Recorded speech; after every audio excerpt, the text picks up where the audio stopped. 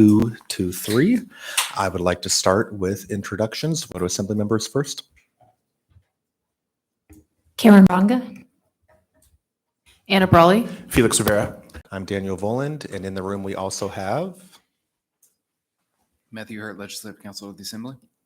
and then we also have Allie Hartman. She's putting up various signage throughout the room with excerpts of the draft plan.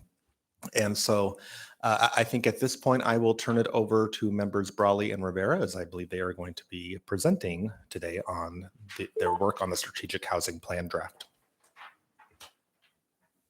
Okay, thank you. And I'll just ask Jamie to advance the slide. And thank you for being. Oh. Okay, the clerk is alerting us to the fact that someone joined on the phone. You want them to introduce themselves, Jamie? Is there any assembly members on the phone? Speak now or forever hold your peace. Okay, moving on. Go into the presentation. Okay, thank you. So I'm going to give just a brief outline of how we got to this point today, and then what we'll be doing today, what will happen hopefully at our next regular meeting on the 19th, and then we want to save most of our time for discussion. I do acknowledge it's a small group of us here, so we were just talking about also following up with members and working through staff that they could provide individual comments in the next few days, but we are moving forward. So I will recap where we are today. We'll briefly discuss the new draft and some of the proposed changes based on all of the great public feedback we got and public comments. We want to look at our housing indicators, those measures in the plan, get some feedback on those and see if we can narrow the list down. And then I want to save time at the end. And of course, we may move quicker because we have a small group, but save time for action planning. And then that's the preview for these big sheets of paper on the wall. So next slide, please. So these are just a reminder from our earlier strategic plan work session where we basically pitched the idea that we should do this. So I'm happy to say that we're much further along, and just reminding folks the strategic plan is essentially a clear set of goals, specific actions, shared commitment to focus on that work. And then of course, working in parallel, knowing that these are all, everything on the wall, every action is a fair amount of work and is its own legislative project. So just to say we're moving in that direction. Next slide, please. This is again just a reminder of our process, and this is basically what we've been following. So the first section there, we spent the fall kind of looking back to prior actions that we've taken in the last year. So I want to remind folks, it was fall 2022, that the Assembly set housing priorities and kind of initially started this work, brainstorming what to work on. And also just to acknowledge there's been some work already done, like making ADUs easier to build. No, thank you. Yeah. Removing parking minimums. So there is already work that's been done, and there continues to be work. So this is not in place of the actions that we're already taking. So then we moved into the fall. We looked at what our big picture is, our vision and our goals. Again, working on those specific actions we can take, and really moving toward being able to share a full draft of the plan at the Housing Summit, which was November 3rd. And you'll see on the third section there, moving toward really having that strategic action plan together, and we're on track so far. So the goal again is to move forward and bring that to our December 19th meeting for a discussion and hopefully to pass. So I'll also acknowledge a couple other notes. One is, again, thank you for everybody who participated in Housing Action Week. That really helped not only inform this plan, but really engage, really hundreds of folks across the municipality in the events we held, in the conversations that it sparked, and then of course the summit, which was a really great event over at UAA campus. And then I also want to acknowledge, we'll get back to this document, but the piece of paper that we have that says Creating Abundant Housing for Anchorage, this one-page sheet, this is also a lot of great work from some strategy groups. So subject matter experts, members of the community, folks who wanted to participate, members of our planning staff, really going through it and trying to prioritize or trying to make recommendations to the Assembly of where we could focus, where we think there would be some great impact, and then really some projects to start with. So we'll come back to this document, but I just want to acknowledge all the work that went into it. Thank you again to our contractor, Amanda Moser, for really shepherding that work. And this really carries forward from the retreat that was in May, and then a lot of the kind of energy around the pieces that came out of that. So we'll come back to that as far as the recommendations. These basically are specific actions that this group recommends that we prioritize for the coming year for different reasons. So then fast forward to our work session today. We really want to have a brief discussion about the plan, look at the changes that were made. Again, really thanking and acknowledging all of the public comments that we've received. And then the plan is, again, to bring this to a vote on the 19th. And so the technical details of that, so we'll be submitting this on the addendum. So we'll see it on the agenda, not the one that's already in progress, but we'll see it next week. And then this will not be a public hearing item because it's going to be a resolution, but just to say we still welcome public comments on this plan. So please email the assembly if you would like to do that, the way you would with any other item. So with that, let's move to the second piece. So if you want to advance the slides. So again, I really want to acknowledge that we had so much participation. We had 177 changes suggested, changes, additions, things like that. We had many people submitting comments, 26 individuals and 10 agencies. So again, thank you so much. These are what we had in writing, but of course, these are the result of many conversations over the last year and well before that as well. So really excited to see this much engagement. Next slide. Okay, so these are really the big questions, and I just wanted to put it back on the screen. These are ones posed back in August, but this is really what this plan is attending to answer. What will the Assembly do to make the most impact on our housing issues? Again, we don't build housing, we rely on others to do that, and there's a lot of other partners who need to be involved, but there's things we can do. So what does success look like? What policy actions will have the biggest impact? And then also for each member, what would be the most impact on housing in your district, recognizing that it is a citywide problem, municipal problem, but there are also local issues. For example, our friends in Girdwood have brought up some of the ways that their housing market is unique. And then the thing that we want to get back to again today in our action planning is what are you already working on and what do you want to work on? Because we're really wanting to think about for the coming year and beyond, in addition to all the great work that's already happening, what projects do we as members want to take on? And again, not working alone, right? But really working with partners to figure out what that looks like. So where I'd like to focus our short time today is looking at the markup version of the plan. So we made some changes based on our suggested changes based on public feedback. We want to look at those indicators, not so much the details of how we measure it, although that's certainly relevant, but what's going to give us the best picture of housing in our community and help us track our progress. And then again, I want to save plenty of time for action planning. So identifying what you'd like to work on, what you're interested in working on, and also just things that you think should be a priority.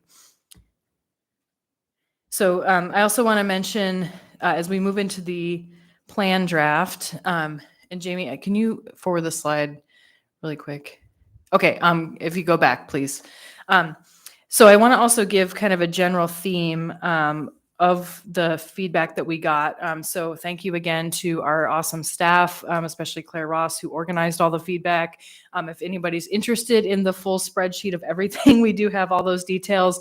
And so we're not going to go through all of those today, but just to say thank you so much to everybody who provided really thoughtful comments, and pushed back, supported all, across the board. So I wanted to share 3 big themes that I saw. I did actually go through and read all of the comments and had an opportunity to kind of think and absorb what we heard. So the things that stood out to me, one is folks really wanted to see more discussion and more work on how housing relates to the rest of the community. So people brought up safe transportation, walkability, maintaining our right-of-ways, thinking about workforce, education, all the other pieces that really make a community work.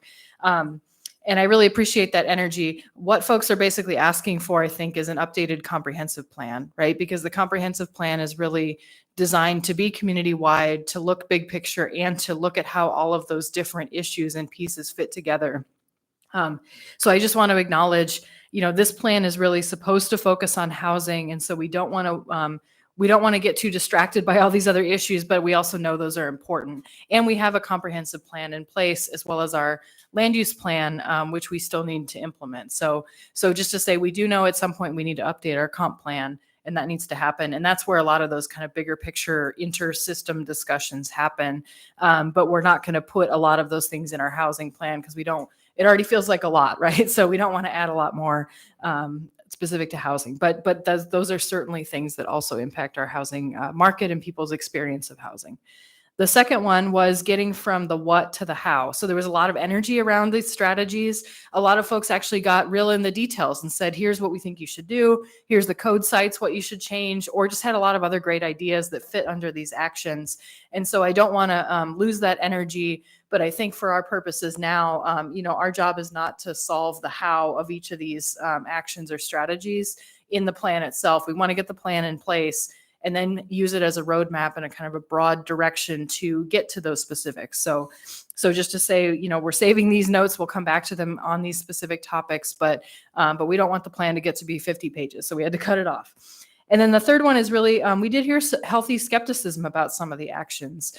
Recognizing that there's a lot of things in here. There's a lot of supporting kind of rationale for these, but also, we know there's still disagreement in the community or, questions about whether this particular action will achieve the goals that are put forward. For example, there's lots of discussion about zoning reform and what that looks like. So I just want to acknowledge as well, we didn't hear anybody say, I hate the plan, don't do it.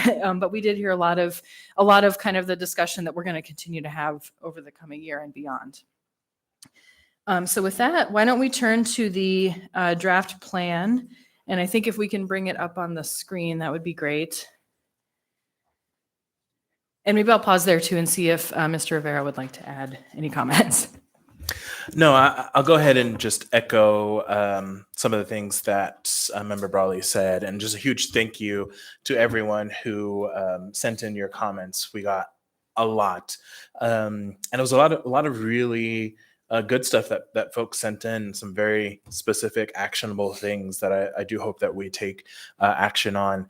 I think in general, my sense is throughout this process is that we have some tweaks to make to the plan that I think are good. They're good, clarifying tweaks that we can make just so ourselves as policymakers, which this plan is really, focused on what as we as policymakers can do in housing, but also the general public can really understand what we are trying to do. And then, I just heard overarching support for the work. A lot of people are excited to see us delve into this work. And I think there are a lot of high expectations of us in this work. And so I hope that we're able to meet those expectations. Generally, otherwise, I'm very excited to us do the action planning part of this and really figure out in sort of specific and ways that we can take ownership of this plan. Yeah, thank you. So up on the screen, we have what we're looking at is the updated draft plan. And then we've used track changes for the first part of the plan. So just to note, when we get to the actions, we were kind of moving them around a lot and some other changes. And so we didn't end up using track changes there. But here we wanted to be very clear because there actually weren't that many changes to it. But I'll just note, and these are, again, ones that myself and Member Rivera reviewed. So it's not that we're the final arbiter on this. It's really, we just wanted to take a first stab at it. So the purpose of today is to get other members' feedback on this plan. So the first thing I'll just note, we didn't make changes to the housing vision. And there weren't a lot of, in fact, I don't remember any comments that were really focused on the vision itself. I think people felt like that was a pretty good direction. There was some comments on the piece that says we want more housing, really saying what types of housing that we want. And I'll just note, we added a couple categories there on the right. You'll see condominiums. And then instead of saying multifamily housing, just proposing saying apartments, because of course there's multiple types of multifamily housing, and that's more clear than and differentiates it from duplexes and 3 and 4plexes, for example. The other thing we did was change the phrase from walkable or urban walkable living to walkable neighborhoods, with the idea that that maybe gets more to what folks are talking about, and also acknowledging that you don't have to live in what you would think of as an urban neighborhood for it to be walkable. So it's just broadening that idea. And then also I'll note the guiding principles. So, we made a couple changes there, making sure that we're referring to quality. We want to make sure people live in quality housing. Accessibility is important. Instead of just referring to housing stability, we changed it to quality rental options. Again, recognizing that we don't want to just talk about home ownership. We want to make sure there's a lot of reasons why people rent and it's a valid way to live. So putting that in there more specifically. And then also adding the bullet of distinct neighborhoods. So recognizing again that we don't, all parts of town don't look the same, and that's not the idea. We don't want to make everything look the same. And so recognizing that diversity there, and then just a wording change there to say engage the whole community in solutions. So we'll move through kind of a piece at a time, but just see if other members have comments, things you maybe you don't support these changes and you would like them to go back the way they were, and or other thoughts.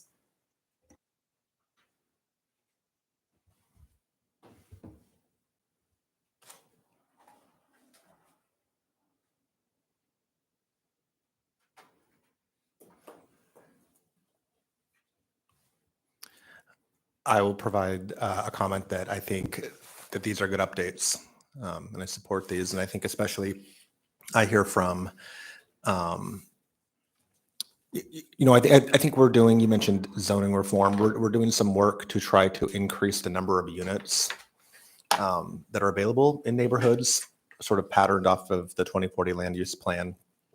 But how can we,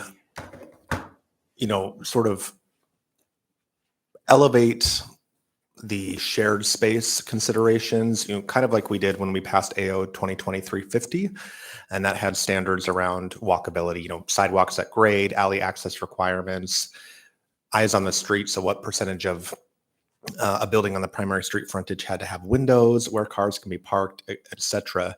And so I think that those are things which make all neighborhoods great. And I'm glad that the assembly that we chose to expand those to other neighborhoods, sort of beyond what the planning department had suggested in the ordinance. So we amended it to make it more expansive.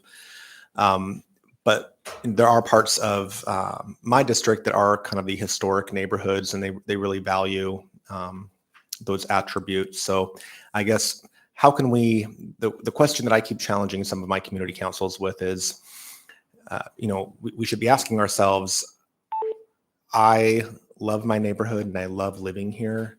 How can I welcome more people to live here and love it too? All the things that make it special.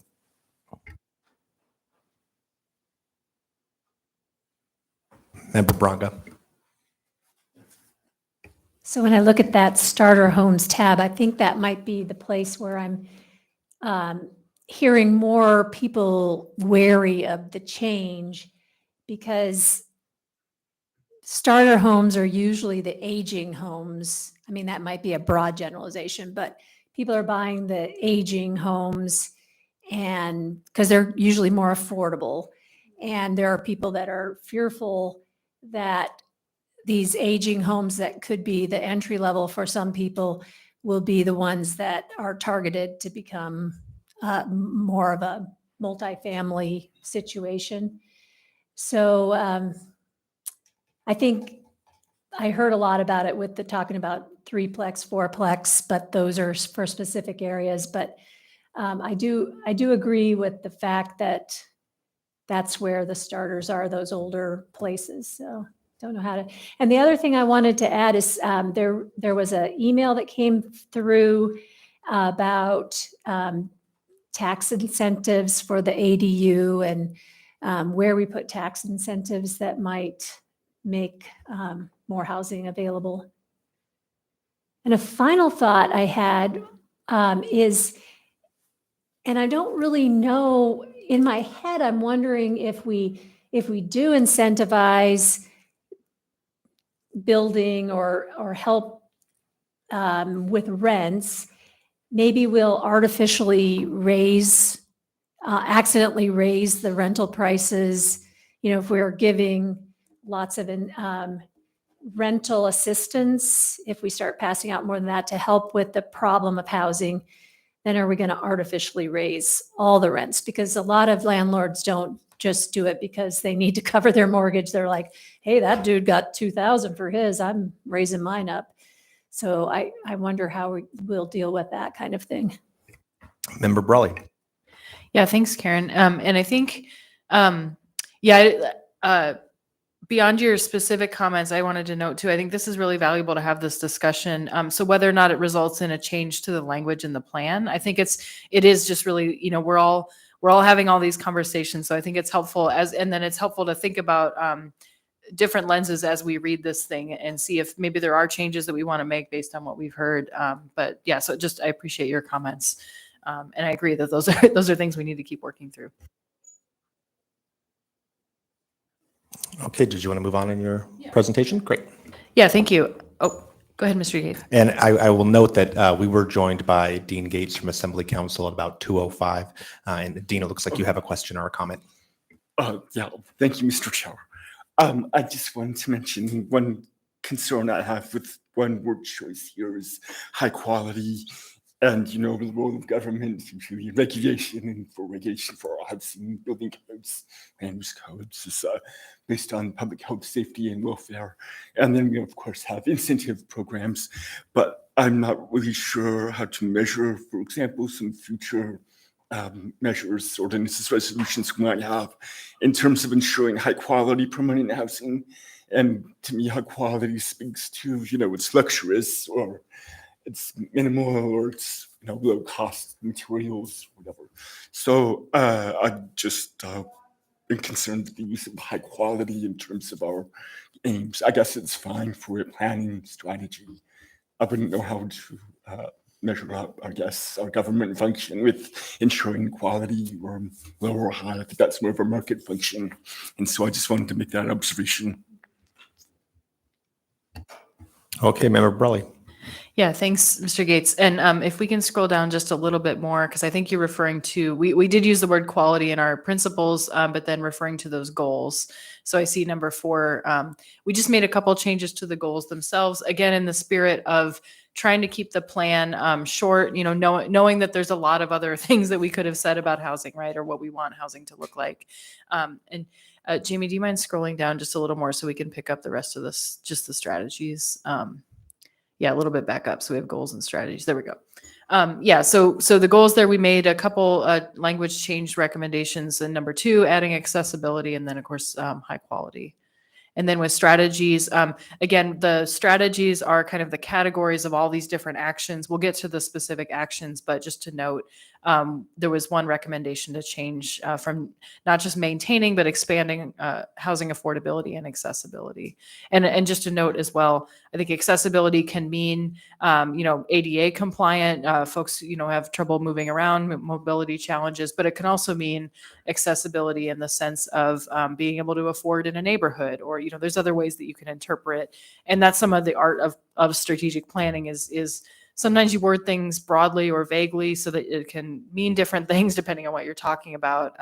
But that's another point we can discuss. Member Rivera. Yeah, thank you. Yeah, I appreciate that comment, Dean.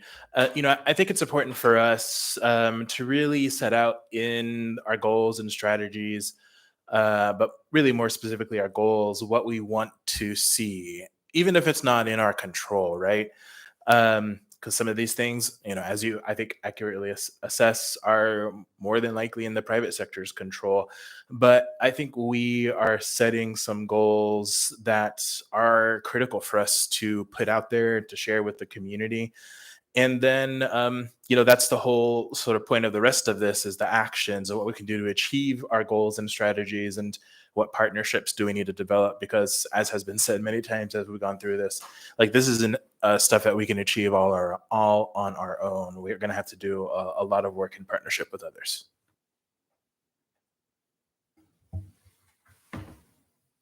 Okay, I think we'll go back to Member Brawley.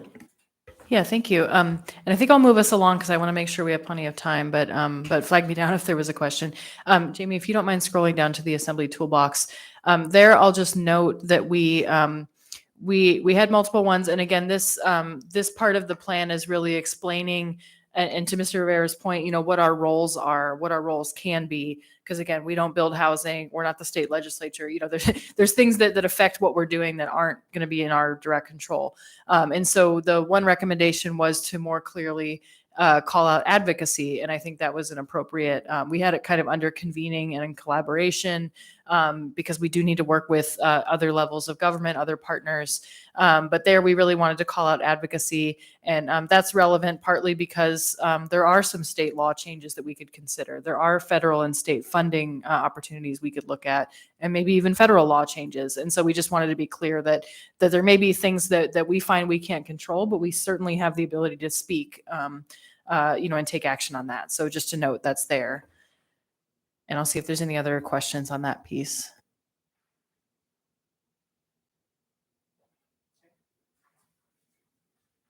Do you want to keep going? Okay. Yeah. So the last kind of section before we get to the actions, because that's really where the meat of it is, I want to look at these success measures, or, we could call them indicators. So there was a good discussion on those. A few folks said, well, why are we including that one? Others had more to include.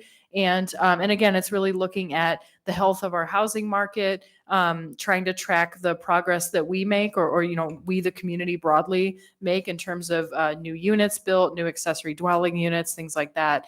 So you'll see there's a lot of changes under here. But then we know the list is starting to get pretty long too, right? There was a couple that we crossed out. But I wanted to just kind of get some feedback here. And again, not so much the data source side, those are things we can figure out. We did really try to identify ones that we can measure. So there's one that we crossed off that we wouldn't be able to measure. But really thinking about, how do we want to both kind of track what's going on in our community, and then again, be able to demonstrate our progress. And so I'll just call out a couple, but I wanted to spend some time on discussion here. One that is added, for example, it's on the bottom of page 2, and it's the rental market vacancy rate. And so that was one that I don't think included originally. And there was a discussion, do we really want to see vacancy go up or down, right? Because a lot of these ones, the target is really saying increase or decrease. And a lot of those, it does make sense. You want good indicators to go up, bad indicators to go down. But in that case, the proposal is really to just list the vacancy rate or the baseline would be 5%. And then we would just kind of monitor what it looks like, because it really is a good indicator for the health of a rental market. If the vacancy is really low, it means that it's hard to find a place to rent. If the vacancy is really high, it means that you either have folks leaving or you have other issues. So just generally, the baseline in a community is often 5% as a back of the envelope. Is your housing market pretty healthy? It means you've got enough units on the market to meet your demand, but you're not seeing folks leave. So I just wanted to call that one out in particular, but we can talk about the other ones as well.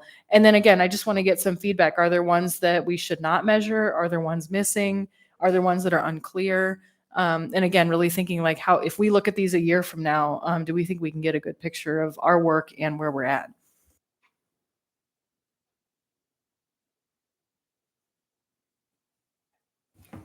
Member Rivera?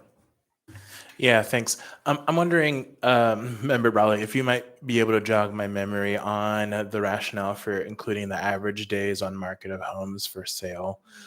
Like I can see why that's important.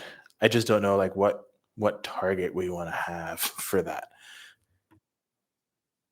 Yeah, thanks. And that was one I struggled with too. I know in general that is often an indicator that's used, at least kind of presenting that data. And then if you see it, days on market this is basically average days for a home being between when it's listed and then when it's actually sold. So when it comes off the market. So for example, if you had average days on market as 5 days, that tells you that your housing inventory is going really quick. If it's 365 days, then you're not really seeing home sales in your community. So I think that one's similar to vacancy rate in the sense that it's it's not so much that we may set a target number, but it does give us a good idea. But also just to say, I don't know the equivalent of that 5% vacancy. Oh, we're having some hold music.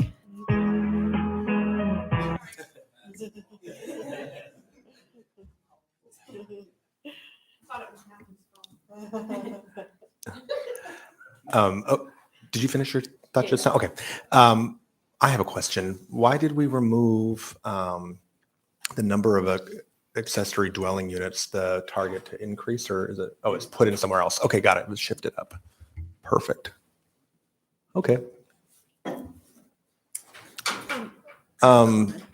So yeah, I think that this is interesting. Okay, so we've said we want to increase the number of new construction and housing units constructed, and it looks like we're kind of shooting for a diversity of different options here. So detached, single family, duplex, triplex, and fourplex, kind of that smaller multifamily, and then multi-unit, so 5+, kind of a larger multifamily, as well as ADUs.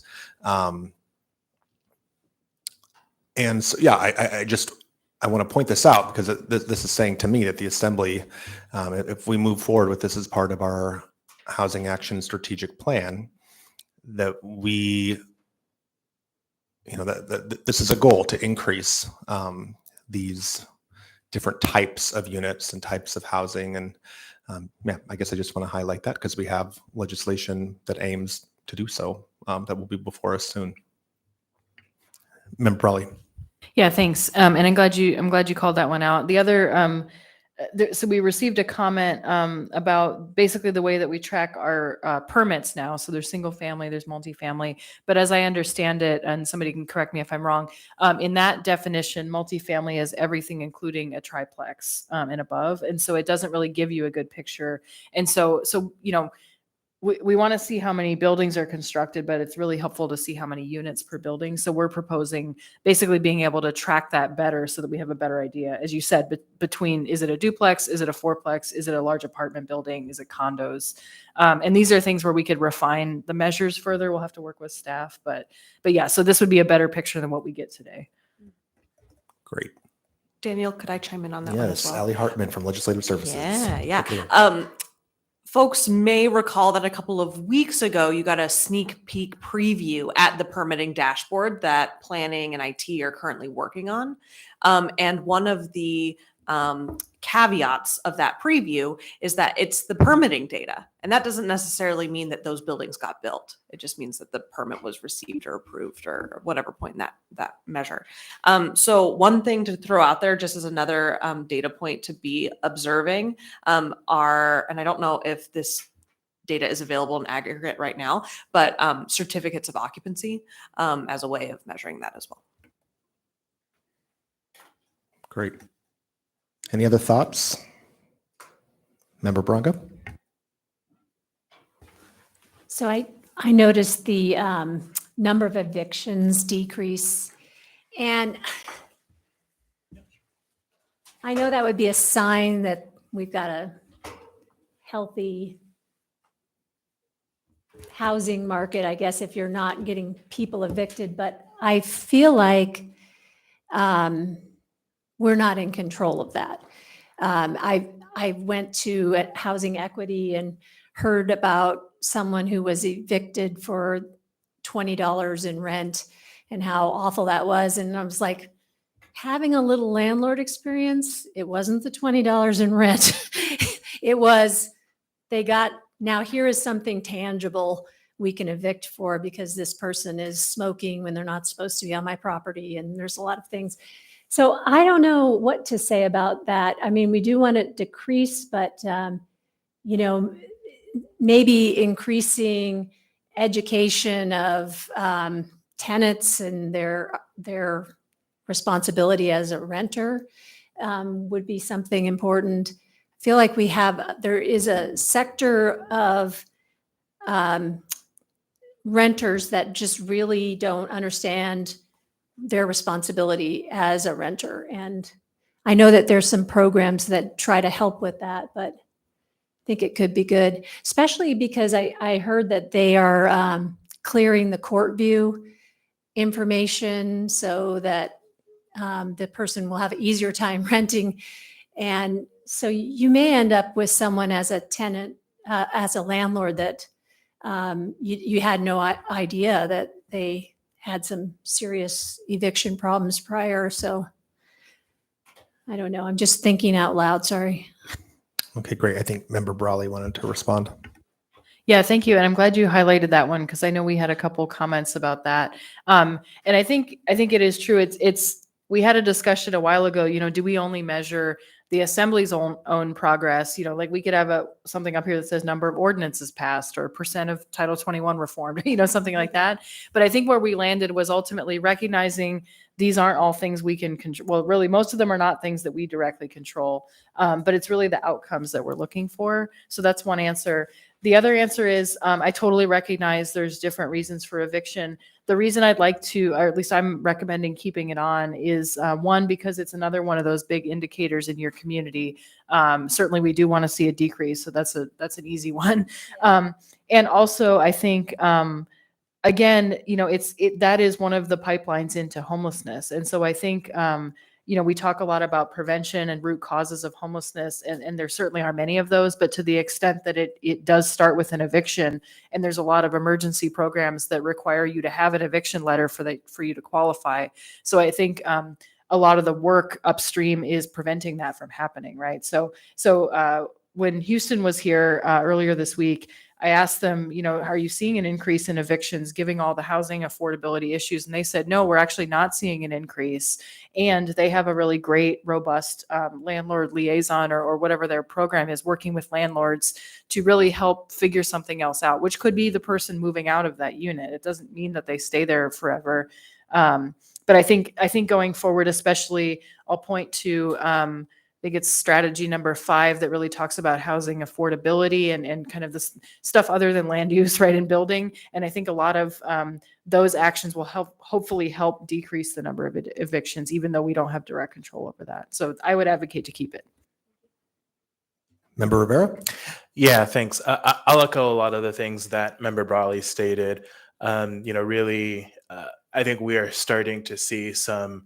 I have to dive into it a little bit more, but some pretty disturbing trends with evictions and increases to homelessness.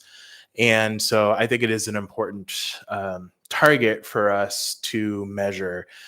And I just want to speak broadly. So these are all really important for us to look at to understand the health of our system and whether what we are doing is working. And so what I'm hoping will happen is that we will be able to see these indicators on a perhaps quarterly, perhaps more often. I'm not exactly sure what it'll look like. Comparison so that we can see if we are trending in the right direction. And that is going to require support. And so I've already alluded to this in the past, but we approved $150,000 in contract support money for our housing work. And so I'm absolutely imagining that some of this work of implementing and tracking this strategic plan, and particularly talking about the indicators, will likely be assumed in some of that contract work. Thank you. So I'm trying to think about how the number of evictions metric is different, because I think I like Member Branga's where she was going with the education component. I know that Representative Gray recently just did a town hall about tenant rights and responsibilities. And I'm wondering if maybe in one of our strategies under the various actions, education about tenant rights and responsibilities would be something that we could add. Because 13 there, we do talk about number of renters who are rent burdened. And so I think certainly we know that we want to decrease the number of evictions, I guess not just for rent, people who can't afford their rent, but for other things. I do think like the other side of the coin is we need to address how we can improve code enforcement. Because I think when some people think of welcoming density into their neighborhood, they have a certain preconceived idea of what that looks like.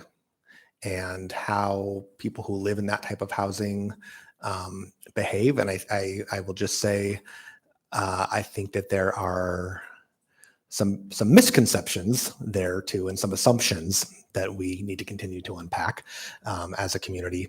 But I guess I'm just wondering, as we think about quality of life, public health in neighborhoods, and as we think about things like abandoned and vacant properties, there's some problematic properties in parts of my district. How we can do, I guess, an improved level of code enforcement and address those issues of health and safety. I don't know where that would fit in our plan. Or Member Branca, and then we'll go to Dean. So that comment, I think, is really valuable. That I kept thinking as I read through that short-term rental information about the landlord being an hour away, and there was a lot of restrictions in there, and that hasn't passed, and we haven't really worked through that yet.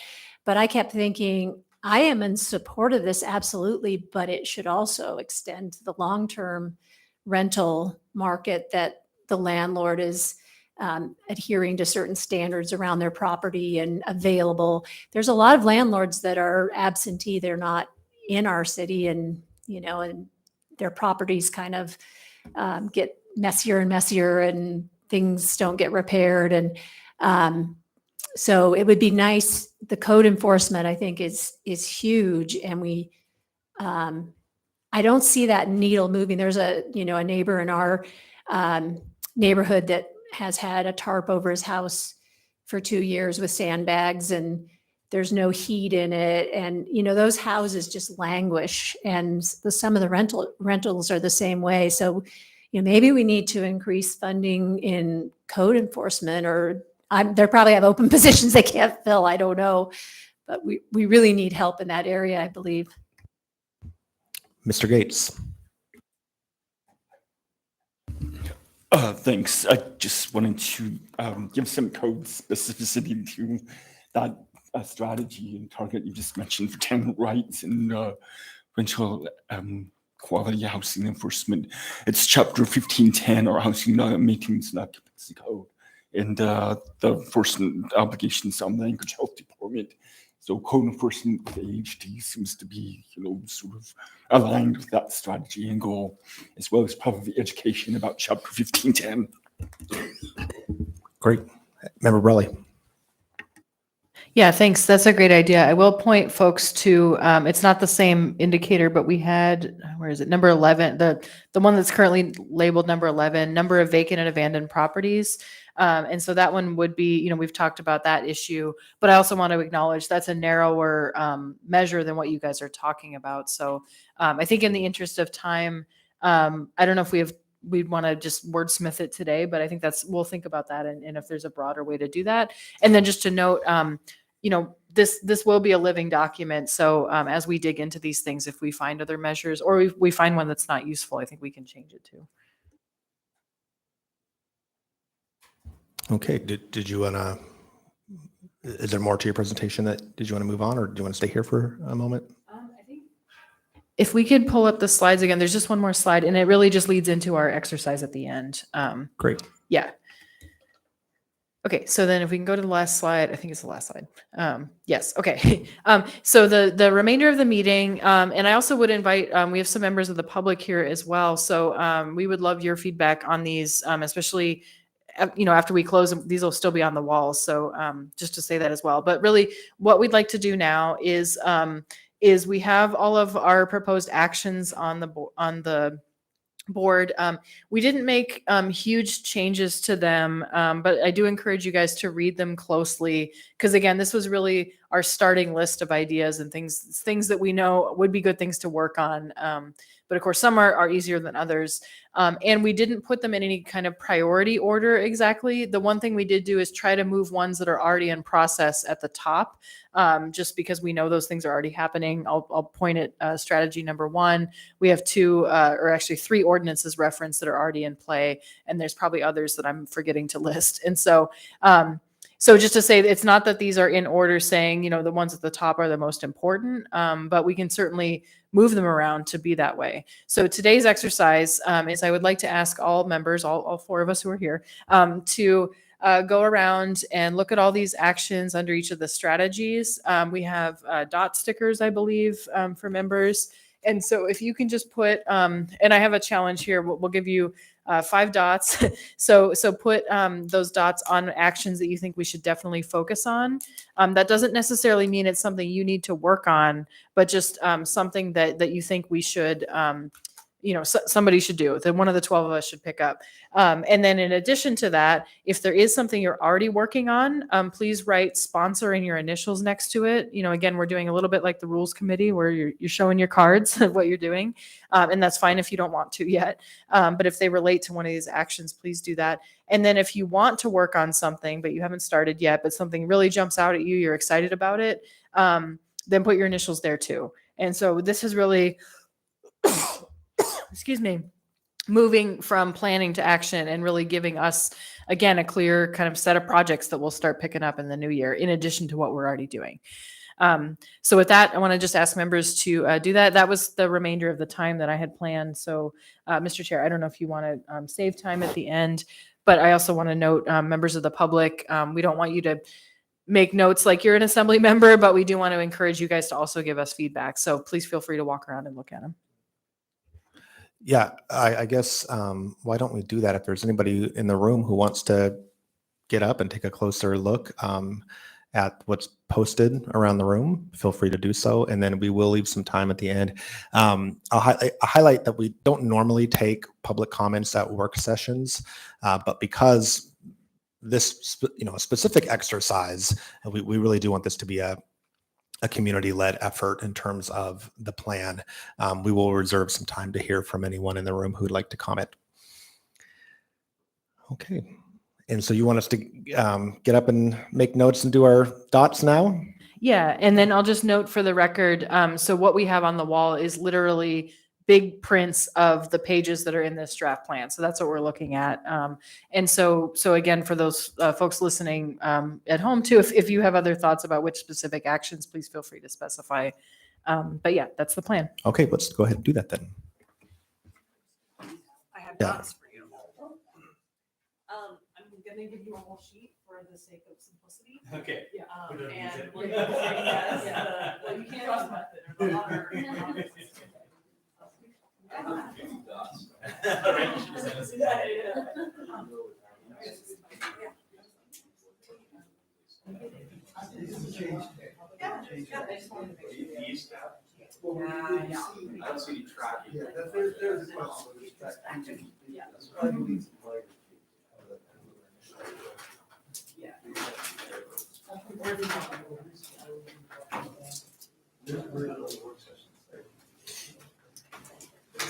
Mr. Chairman, are we allowed to get up and look at these? Yeah. Yes, encouraged to. Please do.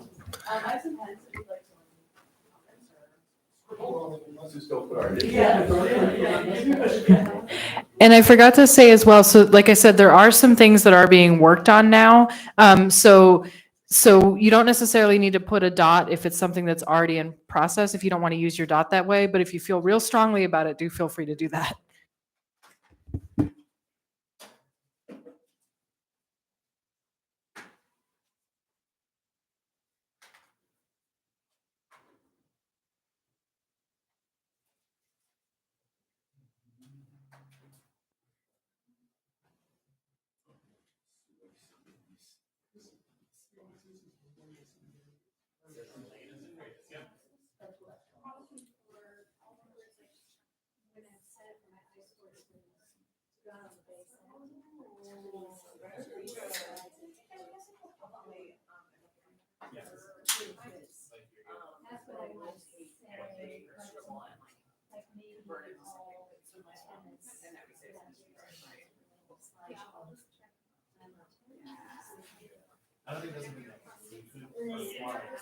Yeah, totally. That's very clever. I mean, we could probably like develop something and ask the landlord associations to maybe use it as a.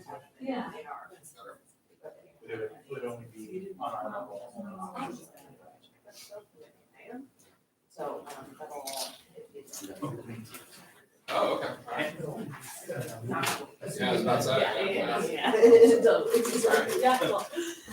And for folks who maybe are looking through this, do not forget that there is a strategy 6 on this wall that some, I think, folks are forgetting.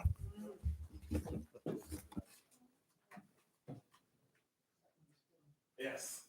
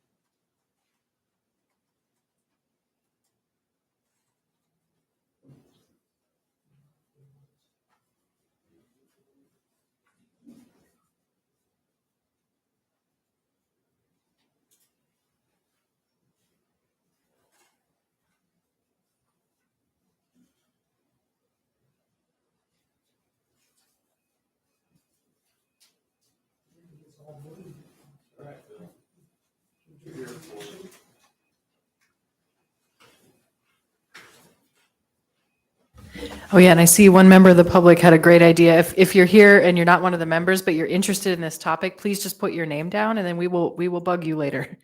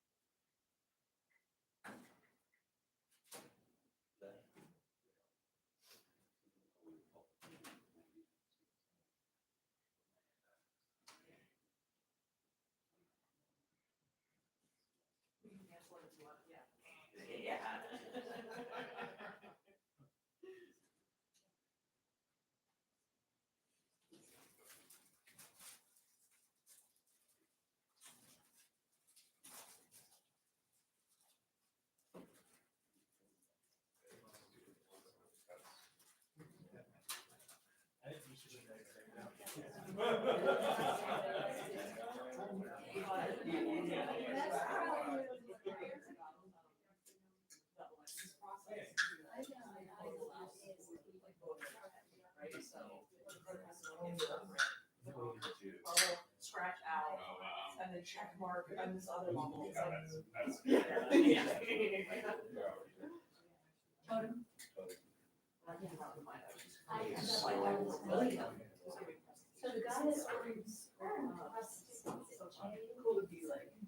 You know, the rustic goat. Yeah. You're not talking about, it's the rustic goat at that Pilati. Jay owns the property across from, right? Switching gears. Anyway, I talked to him about it. He said, you know, he hadn't really thought about it, but he said it's perfect because you want a restaurant that would focus on dinner to be on that side of the road, which said you could go home traffic. And turning it to like a Beartooth, I think turning that to a Beartooth, yeah, Where the theater is? yeah. Oh, I'm thinking about housing. Well, I think you next, tear it down, you put a bunch of housing back in there. yeah, but you could fit a lot of housing and leave that, You could. because all they do is chop cars behind there. Oh, do they chop cars behind there? Yeah. Oh, I haven't been out there so long. Okay, so we have I took my daughter out there. about 7 more minutes left of our noticed meeting. I think this is a really good exercise. So maybe spend a couple more minutes walking around the room and making notes, and then we'll go ahead and take public comments before we adjourn.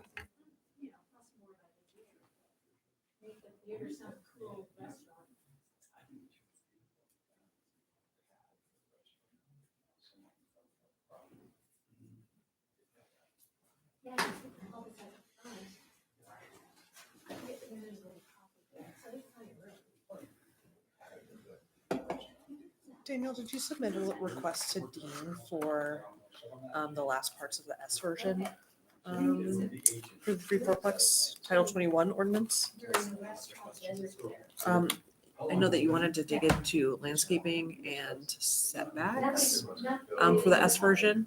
I'm just trying to track what we need to finalize before Thursday next week. Yeah, I think I just Mm.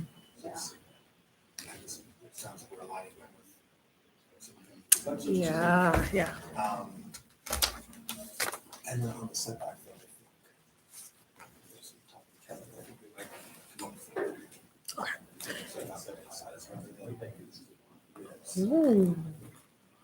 Whoa, exciting. I like that a lot. Would you like me to reach out to Francis about landscaping requirements and just get like a undo? Oh, your microphone. Oh, this one is.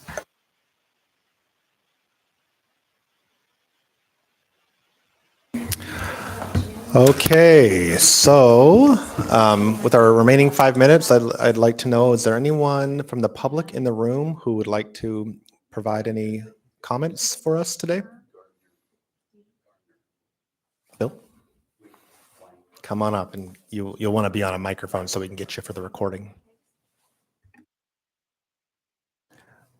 So if you could introduce yourself, and then I'll give you 3 minutes. Okay. My name's Bill Taylor. I own Colony Builders. I've been building in Anchorage for over 40 years now. And I provided some comments to the Assembly this morning regarding the housing strategy plan. But I think my best idea, and I put it up on the second poster, is to create a position called the Commander-in-Chief of Housing. And my observation over many years of seeing all these efforts to try to improve the housing stock in Anchorage is there's no one person that is able to stitch all the efforts together, because the administration is busy with all their responsibilities. The Assembly has tons of responsibilities, but you need that one person that takes, the strategies and the goals and kind of coherently pulls them together. And I know that Robin Ward, I spoke to Robin Ward about it. I think most of you know Robin. She acted in a similar capacity, but she didn't have the broad responsibilities that I envision. So I think I wanted to bring that up and hopefully discuss it and see if we can get some traction with it. Okay, great. Thank you, Bill. Member Rivera.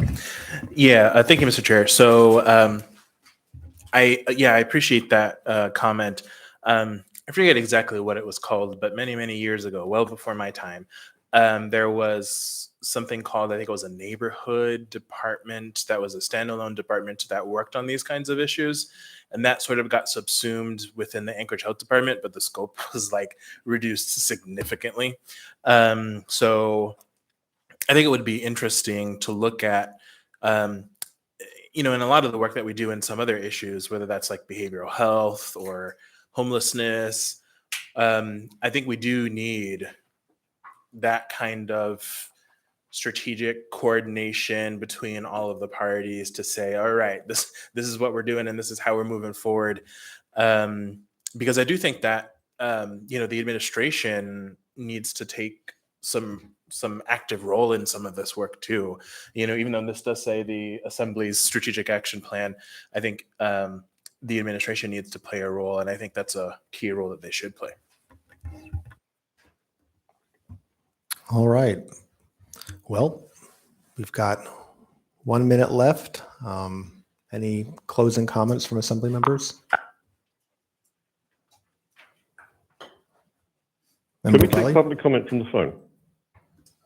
Oh, is that Mr. Edgington? It is indeed. Thank you Okay, very let me much. make a motion to extend here, Mike. Okay, I get, Member Rivera is letting me know, the parliamentarian that he is, that I don't need, I'm going to go ahead and extend for 5 minutes. So go ahead, Mike. Thank you very much. First of all, I just want to say thank you very much for the work everyone is doing on the housing strategy document. It's excellent. It's excellent to see everything written down and to just see all the initiatives that are going on. I really have just a couple of quick comments from my perspective in Girdwood, one of the other communities in Anchorage. The first one is the you can say that Girdwood doesn't necessarily have a housing problem. It has an occupied housing problem. More than half of our housing, around half of our housing, is unoccupied. And the measures in here, I appreciate. I think it's item number 10, which measures the proportion of resident occupied housing units. That's really critical, at least for our part of the municipality.